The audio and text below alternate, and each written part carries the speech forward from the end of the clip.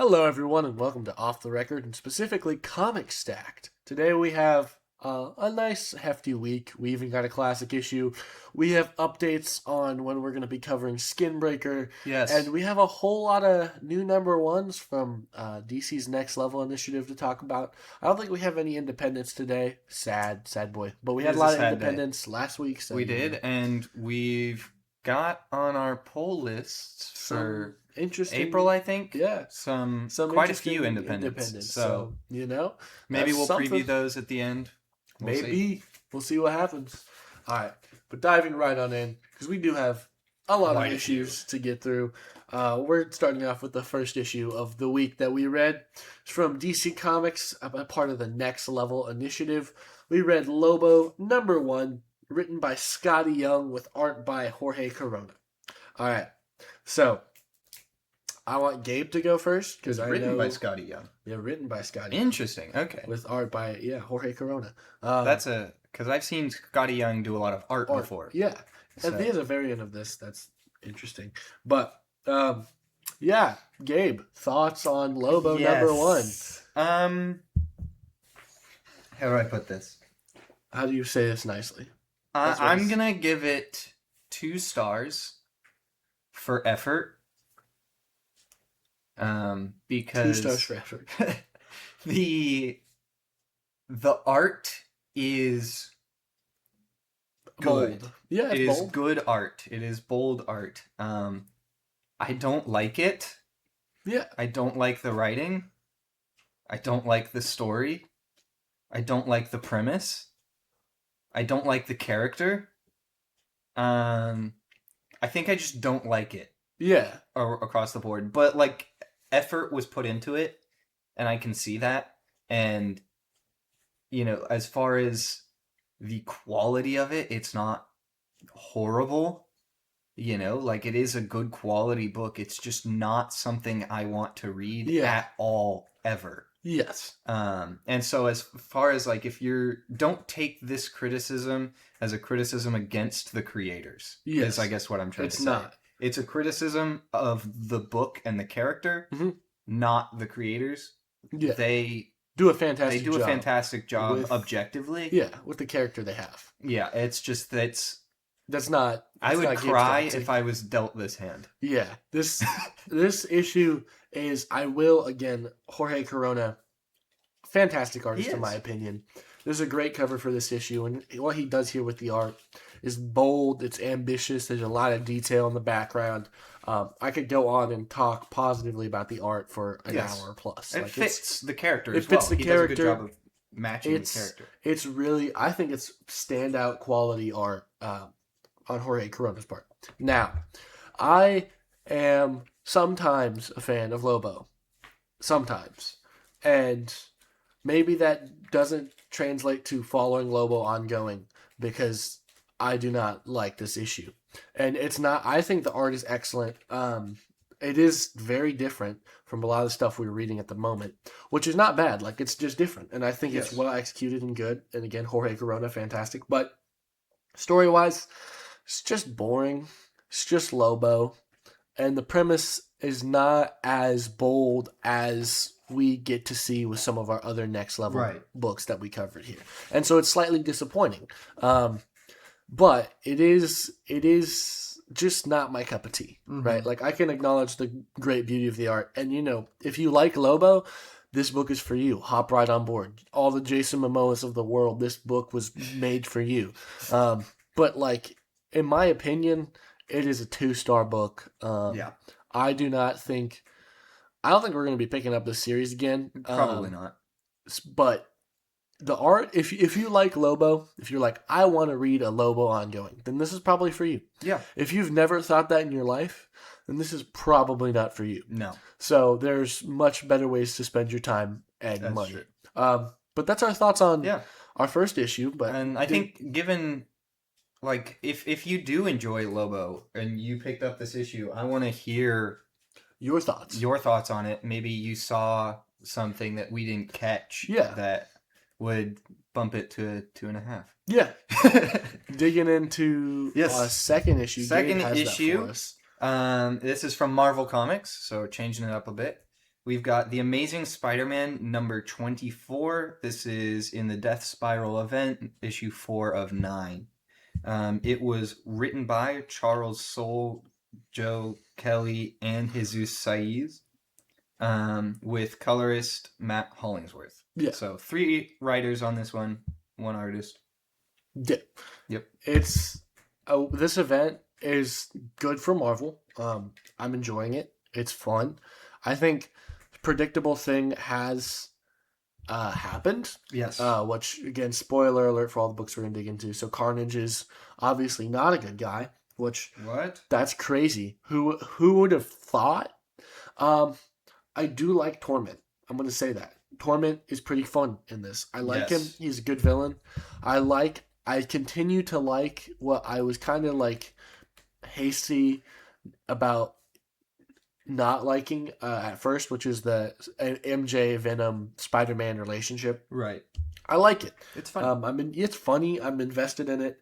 And we get some really good character stuff from Eddie Brock, which I thought we would probably more explore in a Venom issue, but it's really interesting being at the forefront here in an ASM issue. Right. But overall, it's pretty good. I think that this is solid, so I'm gonna say 3.5 stars for me. But it is like I feel like we've gradually ticked it down from the first issue because it does feel like we kind of have finally gotten to the end of the first arc. Yeah. Like first act of the story. And we're basically halfway through and we have 5 issues left. Right. You know what I mean? So it's like, yeah. But I don't know. What do you think? Yeah, I said it was about 3.5 stars for me as well. Pretty, average comic, I feel like. Things happened and they happened roughly the way I expected. Torment, he got the shocker gloves, so now he can mess with symbiotes. Whoa. Carnage betrays Spider-Man and Venom J. Venom J. Whoa. That's so surprising. Yeah.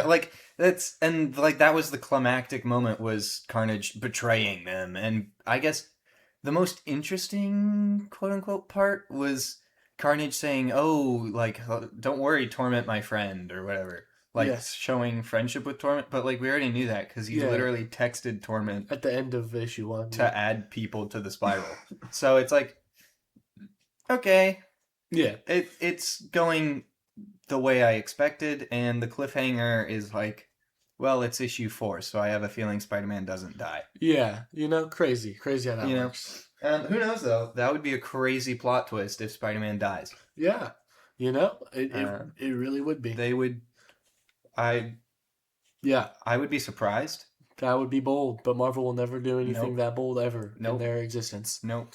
All right. Now we got one that I want to talk about at length because this is interesting to me because we're digging in from DC Comics. Superman Unlimited number 11, and the variant I got was the cover F Skylar Patridge cover box spot foil variant. I can speak English, which is a fantastic cover. Gabe is jealous of all of my Skylar Patridge foil variants. It's true because they're excellent. But this book, Superman Unlimited, I was on for the first 6 issues. So issues 7 through 10, I dropped off because I was like, it's kind of boring. I need to save space in my wallet. And it's not really focusing on Superman, who is kind of like who I care about. So when I opened this issue and I read this, I low-key felt very called out. Especially the way that this narrative goes with Mix the fourth dimensional demon. Right. I'm not going to say his name because I'm going to butcher the pronunciation. Mr. But this is Tixulk or something like that. Yeah. This is Mixopedia backwards because that makes everyone's mouth sound like they're saying English. This is a really interesting character dive into John Kent. And this is the first time since probably the Gleason era of Superman that I thought John Kent was an interesting character. By the way, didn't even give credits to the creative team on this. It's from Dan Slott, who makes reviews on my part personally, and artist from Lucas Mayer, who really does a bang up job in this book. There's It's a lot true. of crazy, wild stuff going on in the background. We get to see a lot of flashbacks and a whole bunch of other stuff like that. But it's really well executed here, and I really surprisingly enjoyed it. And I think Gabe is opening salsa on camera for no reason whatsoever at all. Anyway, and I think that this is this so far. We'll get to Action Comics later because I also am very interested in what's going to happen in Action Comics. Yes. But this is contending for the top spot in this reign of the Superboys era because this was surprisingly good, and it gives a setup for a story I'm really interested to see That's where true. it goes. So I give this 4 stars because it's kind of like blew me out of left field. I was not expecting this to like piss a drop really. Like I didn't expect anything from it, but it was pretty well put together. Gabe, what did you think? I give it, I would say just for star value, somewhere 3.75 probably, between 3.5 and 4, with room to improve based off of the following issues. Yes. It's definitely a setup issue that introduces this character, the Man of Tomorrow, right? Tomorrow Man, Or Man of Tomorrow, I don't know. Or whatever. I think it's Tomorrow Man. Yeah, something like that. But like it introduces that character, and it was a really cool introduction. I don't know a whole lot about anything that happened in that story, so it was kind of a little bit confusing for That's me. all right. But it was really cool. Art was definitely well done, and I'm excited to see what the next issue is because I have a feeling after this one, the next one will be at least a 4-star issue. Yeah. But my fantastic. Yeah, overall. fantastic done. Yeah. All right, Gabe, what's our next issue? Our next issue is from DC Comics. This is another number 1. It's Deathstroke the Terminator. Yeah. From writer Tony Fleeks and artist Carmine Di Domenico. Gian Domenico. Gian Domenico. Because we can pronounce names. We can. Yeah. So Judah got the regular cover, which was a dope cover. A dope cover already. It's real. I got cover C, the Kyung Yum variant. I hope I said that right. I probably didn't. It's okay. And I also like that cover. So Judah, what did you think of this one? Because I know it was definitely not quite what I expected. This is my top next level issue so far. This is excellent. The writing in here, top tier. The art is excellent. The way they used the dialogue between Wintergreen and Slade, as well as the integration of like the thought bubble of Slade and him writing his letter to his daughter. It's just like there's could easily confuse a lot of people, but it's well executed. It's well lettered. Like shout out to the letterer. Yeah, who's the letterer? Letterer Wes Abbott. Wes Abbott. Good job, doing Wes Abbott. a bang up job on the lettering here. It's badass. Like I don't think there's any other way of putting it. Yeah. Like this is just an epic issue. There's so much action, but there's also a lot of like character being revealed to you through the dialogue, through the thoughts. And it gives me a setup because it's like this issue is really about establishing Deathstroke is nothing but a killer. Right. And it's like, okay, Deathstroke is nothing but a killer. And he's talking about how he's trying to change and be different and be better. And at the end of this, he devolves into something probably worse than a killer. Right. Which is the Terminator. So I am excited to see where we go from here. This was really excellently put together. This is my favorite of the week and also of Next Level so far. Like, I think this was great. What'd you think? Yeah. I mean, you hit the nail on the head for a lot of those. Sorry, forgot my idioms there for a minute. It's okay. I was really blown away overall. Couple things that are just a little bit confusing or could have been, I guess, maybe better explained that make it more of a 4 to 4.5 star instead of the top-notch 5-star issue. But that's not to say it was bad in any way, shape, or form. It's not bad at all. Amazing read. I'm really excited. I was worried initially. I was kind of worried it was going to be a little bit gratuitous on the violence. You know, A maybe little closer, bit. maybe closer to the Lobo, not in comically drawn and all that, but as far as gratuitous violence, and it wasn't like it was really well handled in a way where you're like, yes, he's actively like killing and murdering a bunch of people, Yeah. but you're not like, oh, everything is literally covered in pools of blood everywhere constantly. Like, Yeah. no, it remains I would say like a PG-13 comic So far. so far, Yeah. and that's Surprising. props to the writer, props to the artist for that, because that's difficult to do with a character like Slade, like Deathstroke. And I like that we get that character, a little bit of the characterization of, the anti-hero style where we can relate a little bit, but not as much as some others. It's at the basic level, he's a killer. Yes. And if you're not a killer, which I hope most of us aren't, yeah, you can't relate to that. Like, we can relate to, oh, your best friend just died, and so now I'm really, really, really mad, and I might devolve a little bit, but you don't relate to that's their core character. Right. Like, your core character is already what most people consider to be, like, evil. Right. So, where do you go from there? It's the difference is most people would dissolve closer to what he at his baseline was. Yeah. Probably not even reach that, and yet he's going to devolve further. Yeah. And so I think I'm really glad that they stuck to their guns and said, no, fundamentally he's bad. Yeah. He's not a great guy. Yeah.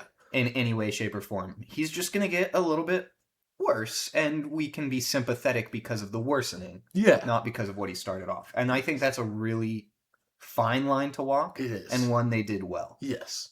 Yeah, 4.5 stars for me. I think you said 4 stars? 4 to 4.5, yeah. It's almost 5 stars. Again, a lot of my opinions on number one and entry issues, I'm gonna rank them lower, expecting them to increase with the second one. Yes. Because there's setup in a lot of number ones that only pays off after you read 2 and 3 and 4 and so on. This is very, very, very true. All right, digging into our next issue from Marvel Comics, we get kind of what I think is the biggest disappointment this week, which is the Infernal Hulk number 5. We still have the same writer, Philip Kennedy Johnson, who is doing a pretty bang-up job overall with the series. Yeah, from where it started. But we have fill-in artist Kev Walker, who does a decent job. He is not as good as Nick Klein, I will say that. I recognize that it was not Nick Klein's art, and I was like... But it was pretty close. He did a very good job mimicking. He did. I would say. He did. This is true. But still, this issue disappoints me. We have an epic-ish battle with the One Above All. Or really, his servant. Not the one... Because the One Above All does not have a physical manifestation, yada, yada, yada, lore, all that good stuff. So, of course, Infernal Hulk tears it apart. And that part of the issue was it existed. Yeah. And it was like, it happened. Yeah. And it didn't really care about it. More what I was focused on, latter half of the issue. We go back to Bruce and Betty. We start the issue, they attend their friend's funeral for her son, Tommy. That part of the issue, I think, is great. Yes. Right? Like, when we focus back on Bruce and Betty and we get a lot of the more, gothic horror, monster kind of stuff going on in the background. That was really cool. I thought that was really cool and really good. But then we have the other half of the issue. And it's the other half of the issue on its own is a 2.5. The Betty and Bruce stuff is almost 5 stars. But it's a one whole issue, so it's got to meet somewhere in the middle. So this issue is ended up going from probably some of the most not well executed parts of this series to the best parts of this series, and so it just kind of ends up in the middle. Yeah, it's just 3 stars for me. It could have been so much better, but it also could have been so much worse. So it's at least we're glad about that. Yeah. This is true. We're honest about that. But I thought 3 stars. Biggest disappointment of the week. It's still up from the first issue. I've talked about this at length before. Still, we're on an upward trajectory. I'm still invested. I'm still interested. Yep. But issue 6 kind of feels like a make or break for me. So if issue 6 is not a 5 stars, we might be off of Hulk, which is sad to me because I do like Hulk personally. But Gabe, what did you think? Yeah, I mean, again, I thought it was pretty good overall.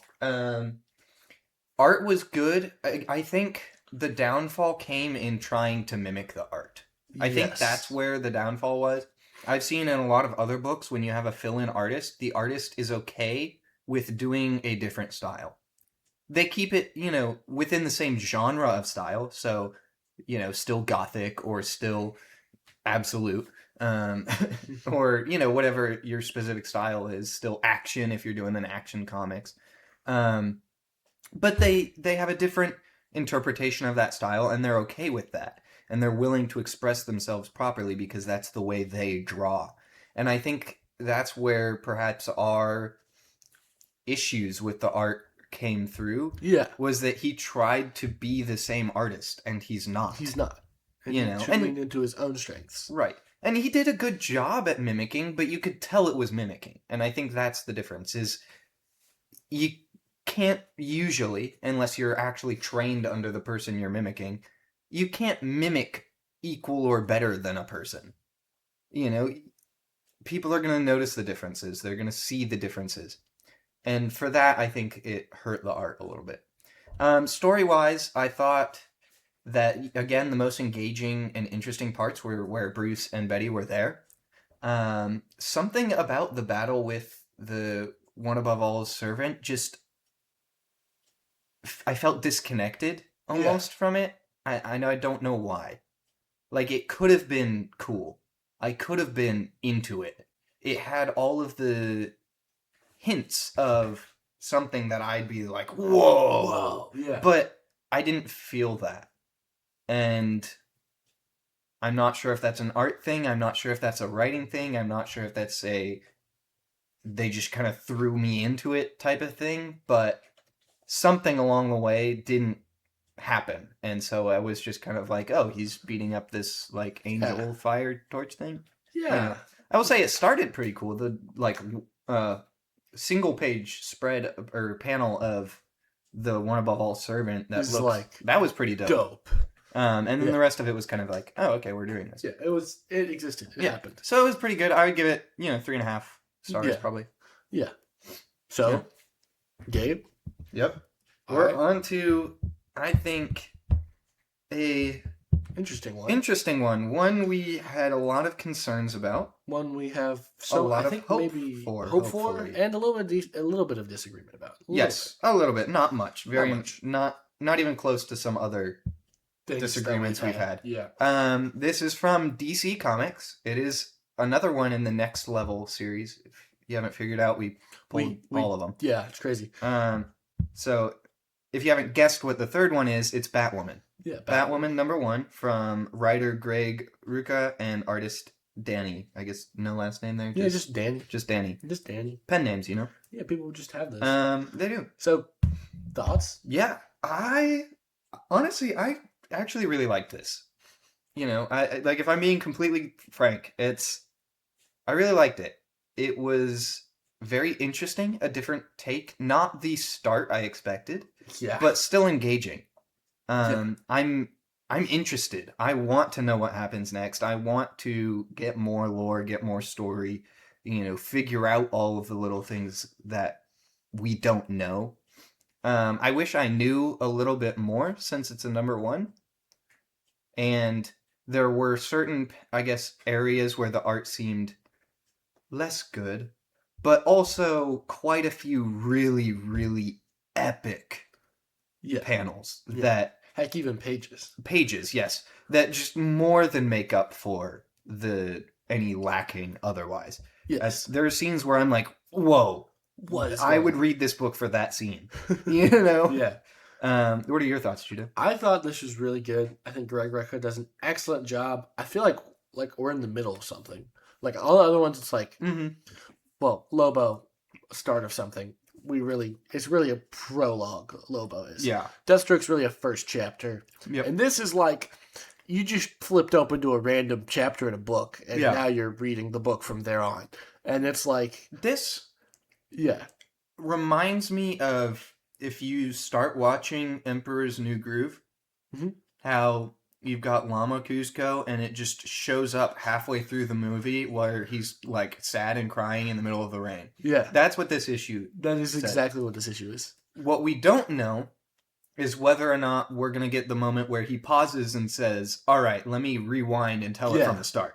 Yeah. It's entirely possible we just keep going and occasionally get flashbacks. Yeah, which would be great. And I'm here for it either way. Yeah, and dude, I did not have any problems with the art in this. I think with all of these, they're each going for a very unique art style in these next level books. So there's some like, oh, it's my personal preference, but like objectively, this is just a well drawn. It is. There's epic, like the fight scenes are gorgeous from Danny.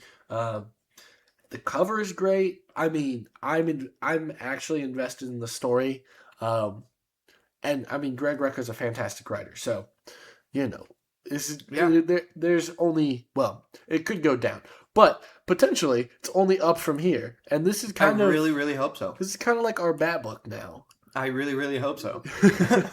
Yeah, but we'll see. But we can say that I'm definitely pulling issue number 2. Probably number 3.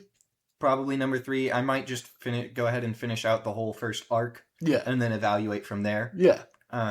But yeah, solid. We're invested. All of the above. All of the above. It's a good book. Yeah. I think 4 stars. Yeah. We agree. It's crazy. All right.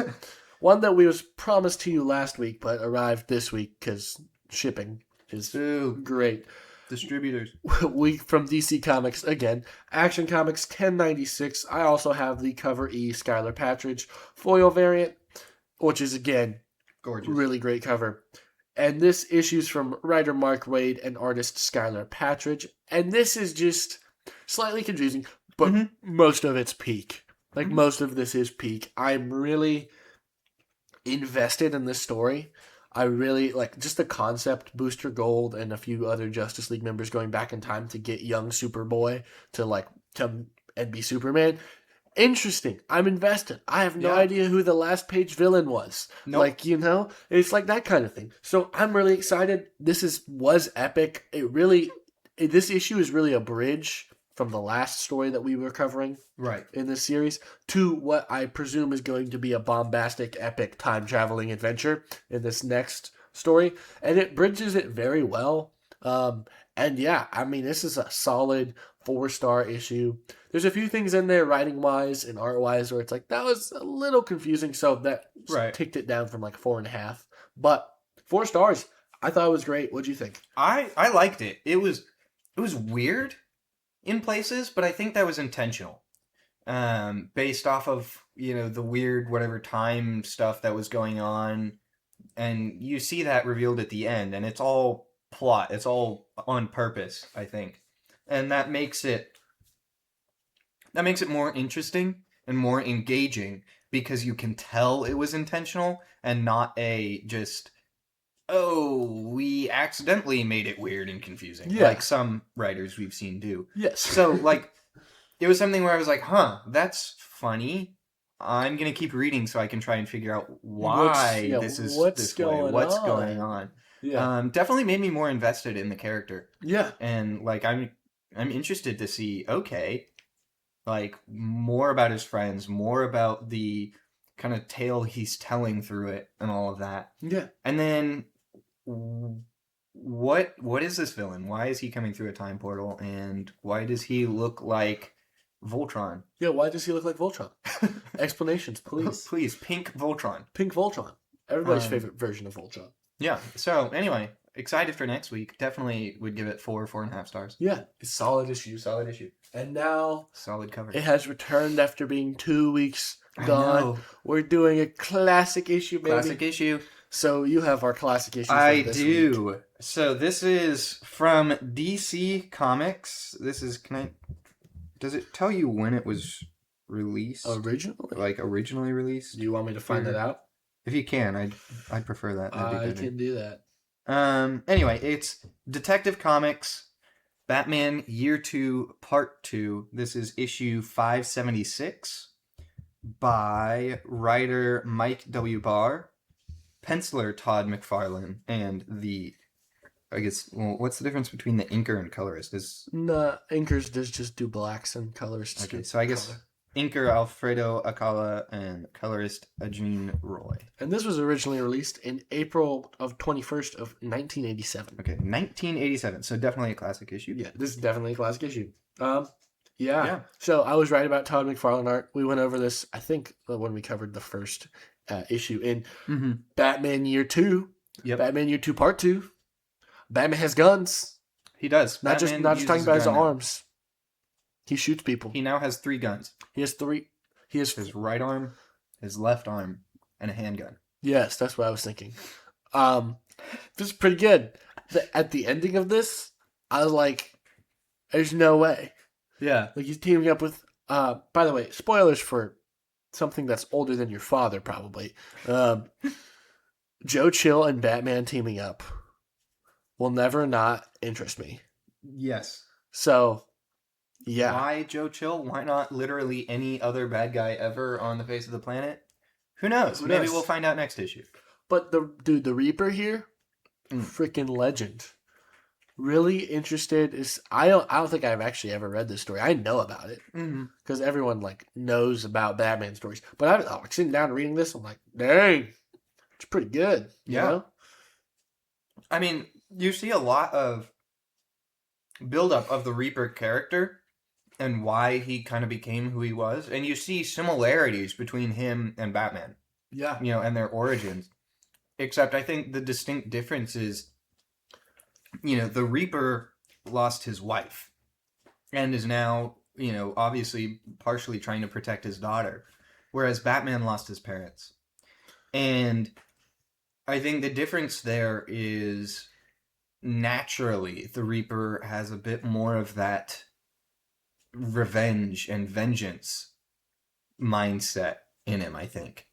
And that's why you see him literally kill people.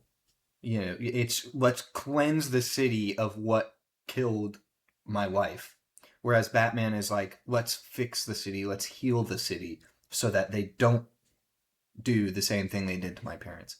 And it's a very subtle difference in mindset that leads to huge differences in action. Because Batman's view is killing people doesn't heal. The Reaper's view is killing people cleanses. And I think that was very well portrayed through the writing and through the art and through it all overall. Yeah.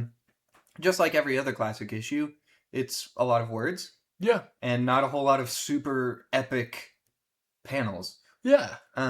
So I give it a 3.5 stars because I'd say 4 stars personally. Its base is very, very good. Yeah. And of course the 3.5 stars, like I always say for classics issues, that is in comparison to our modern comics. Yes. This comic is stellar for its day and stands out among the time it was made. So for sure. But we figure if y'all, since this is for y'all, we're gonna give you an honest rating based off of today's comics, so that you could know if you'd be interested in reading this based off of today's comics. Exactly. All right. Now, first of all, before we dig into our final segment, which is pull lists, shout out everybody, but you should go hit the subscribe button if you're not already. If you are, please don't hit it again. Hit the like button instead. Leave us a comment down below with your thoughts. If you read any of the issues we've talked about this week, leave your thoughts on them down below. As well as like what you're pulling, any reading suggestions. We're probably, according to Gabe, once I catch up on Captain America, because I'm behind, we might pull it again. Picking up Captain America, which is crazy. I went back and read issues 4 and 5, and they were actually really good. Yeah, so that's a surprise. And we have Skinbreaker update. Next week, Skinbreaker #1 is happening. We promise. I put in the order. I found it. I bought it. It is arriving, sadly, tomorrow. Which is when you see this video. But, yeah, so I guess today for y'all, but unfortunately we record a day early, which means I can't review it. Yeah, neither can I. Yeah, he also can't. Really tough. But next week we can. Yeah. And we've secured issues 2, 3, 5, and 6. We're just missing 4. So we're just missing 4 and 7 if that one's come out yet. But otherwise, we should be able to catch up. We're planning to do probably 1 or 2 issues a week. Probably. Since it's still an ongoing, we'd like to catch up as fast as we can and review them as it's coming out. But we're definitely excited for that, and we're sorry for taking so long. It's been a nightmare. Deepest apologies. All right, digging into pull lists. Yes. Gabe, would you like to go first? Sure. I'm interested as to what you're picking up next week. All right, next week, I've got a decent haul, 4 books. We've got Absolute Wonder Woman number 18. No special cover this time. I'm kind of tired of them. They're all exactly the same. Yes. If you don't believe me, look at them all. They're exactly the same. It's sad. But the main cover is really cool. So shout out Hayden Sherman. Yeah. Because he's really awesome. Shout out. And then I'm picking up, so that's DC Comics if you didn't know. Also from DC Comics, DC Marvel Special Superman Spider-Man number 1. I'm picking up cover J, the Mikkel Yanin variant, which is I believe it's a full spread, or what is it, full cover? It is a full cover. Full cover. And it's got, all the people on it. So it's epic. Yeah. Then Flash 31, which is is it a new arc or just new team? New creative team. New arc, new everything. New everything. So it's new everything minus numbers. Yeah, they did a reboot, but they're not rebooting the numbering, which I appreciate. Like. I appreciate that, yeah. And then from Image Comics, this one, Universal Monsters, Phantom of the Opera number 2. So which we're excited about. We are pumped. That was a really good issue, the first one. It was. I have high hopes for the second. Yes. What do you have next week? I have Absolute Wonder Woman 18 as well. No special cover here. I'm not a special cover guy, though I'm going to say I do have special covers. The Amazing Spider-Man number 25, which is going to be the next part of Death Spiral. Yes. Excited for that. DC Marvel Superman Spider-Man number 1. I have both the base cover and the Mikkel Yanin variant coming in. One of those is for Kirk, because Kirk is a special boy, and he deserves a crossover for this special event. Shout out Kirk. It's true. Let's go Kirk. Let's go Kirk. From Marvel, I got Inglorious X-Force number 3 and Iron Man number 3 coming our way, which we're hopeful about. Gabe is hopeful about. And then lastly, what I'm most excited about next week, which is an insane thing to say, because Superman and Spider-Man's coming out next week. Yeah. But Superman number 36, this is the start of prime time, baby. We love excited. Prime time. Yeah, Dan Moore is coming back on art. I got the Skylar Patridge variant again because I'm doing that with all of these. And I don't know about you, but it's prime time. It's prime time. It's prime time, baby. So yeah, that's what I got next week. I think we're gonna have a special dedicated episode to Superman Spider-Man crossover. Yes. So if we don't talk about that next week, we might give a little bit overall ratings, but we're gonna have a special dedicated one. Are we doing both of them in the same or one video per? We're doing one video per crossover, and then going back in time and doing the classic original one, apparently. So we're going to have a lot of Superman, Spider-Man crossover content. So if you like Superman, you like Spider-Man, tune in for those. Yeah, tune in for those. Quick thing, we just want to note we're trying to broaden our horizons for independent comics as well. Apparently we are. We are, because we found some and we liked them. So we found... This isn't until April, of course, but we found Corpse Night. Which looks really dope. And, yeah, that's a big one, I guess.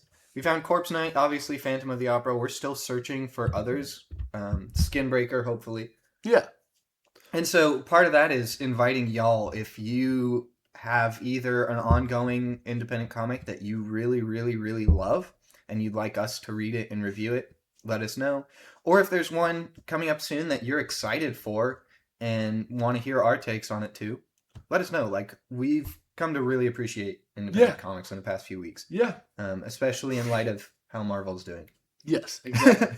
But with that being said, shout out to someone. Give a special beverage shout out. Let's do root beer floats today. If you're having a root beer float, shout out. With that being said, good morning, good evening, and good night.